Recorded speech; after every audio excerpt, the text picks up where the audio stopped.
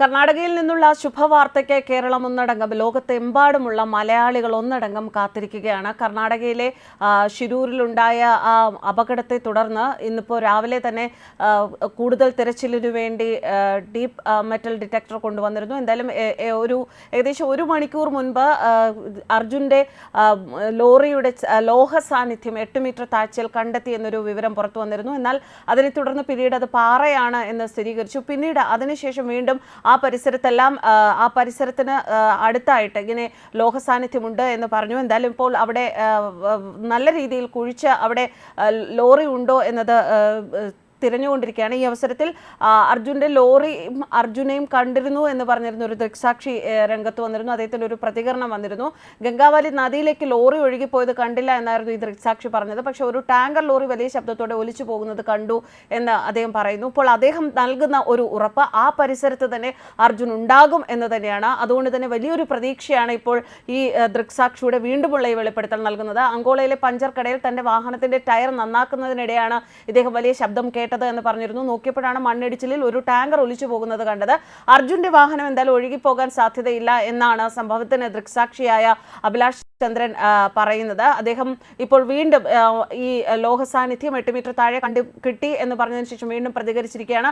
ആ പ്രദേശത്ത് തന്നെ നോക്കിയാൽ മതി, അവിടെ തന്നെ അർജുൻ ഉണ്ടാകുമെന്ന് അദ്ദേഹം ഉറപ്പിച്ച് പറയുകയാണ്. റോഡിന്റെ എതിർവശത്താണ് അർജുന്റെ ട്രക്ക് നിർത്തിയിട്ടിരുന്നത്. റോഡിന്റെ മധ്യഭാഗത്ത് ഡിവൈഡർ ഉള്ളത് കൊണ്ട് തന്നെ ഒലിച്ചു പോകാൻ സാധ്യതയില്ല എന്നാണ് അദ്ദേഹം പറയുന്നത്. അർജുന്റെ വാഹനം നിർത്തിയിട്ടിരിക്കുന്ന തൊട്ടടുത്തിട്ടിരുന്ന ആ ടാങ്കർ ആദ്യം മണ്ണിടിച്ചിലിന് പിന്നാലെ അവിടെ നിന്നും സുഹൃത്തായ മറ്റൊരു ഡ്രൈവർ മാറ്റിയിട്ടു എന്നും പറയുന്നു. എന്നാൽ ആ സമയത്ത് അർജുന്റെ വാഹനം അവിടെ കണ്ടിരുന്നില്ല. ഡീപ് സെർച്ച് ഡിറ്റക്ടർ ഉപയോഗിച്ചുള്ള പരിശോധനയിൽ ലോഹ സാന്നിധ്യമുണ്ട് എന്ന സൂചന ലഭിച്ചു. ഇപ്പോൾ അവിടെ 6 JCB കൊണ്ടുവന്ന് വളരെ ശക്തമായ മണ്ണ് മാറ്റാനുള്ള ശ്രമം നടത്തുകയാണ്. അവിടെ തന്നെയാണ് മൊബൈൽ സിഗ്നൽ ലഭിച്ചത്. ഡിറ്റക്ടർ ഉപയോഗിച്ച് നടത്തിയ പരിശോധനയിൽ ലോഹ സാന്നിധ്യം കണ്ടെത്തിയോ അവിടെ തന്നെയാണ്. അതുകൊണ്ട് തന്നെ ഈ ഭാഗം കേന്ദ്രീകരിച്ച് കൂടുതൽ ആഴത്തിൽ തെരച്ചിൽ നടത്തി വരികയാണ്. റോഡിലെ റഡാർ പരിശോധനയിൽ 2 ഇടങ്ങളിൽ കൂടി സിഗ്നൽ ലഭിച്ചു എന്നും വിവരം വന്നിരുന്നു.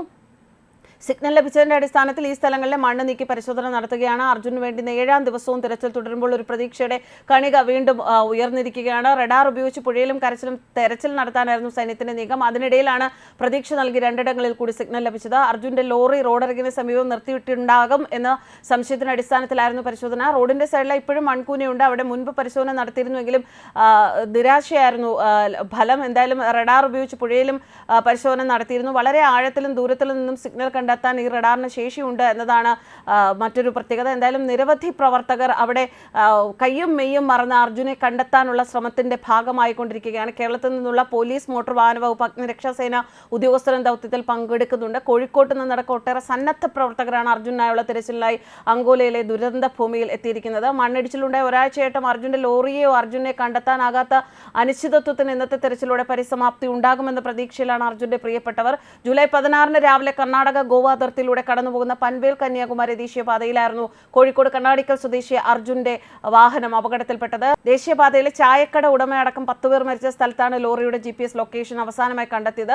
ലോറി ഉണ്ട് എന്ന് സംശയിക്കുന്നിടത്ത് 10 മീറ്ററോളം ഉയരത്തിൽ മണ്ണ് മൂടിയിരുന്നു. വീട് പോറ്റാൻ 20ാമത്തെ വയസ്സിൽ വളയം പിടിച്ചവനാണ് അർജുന. വളയം ഒരിക്കലും അവനെ ചതിക്കില്ല എന്ന് വീട്ടുകാർ ഉറച്ചു വിശ്വസിക്കുന്നു. ജൂലൈ 8 കോട്ടയ്ക്കൽ നിന്ന് ബ്രിക്സുമായി മൈസൂരിലേക്ക് പോയതാണ് അർജുൻ.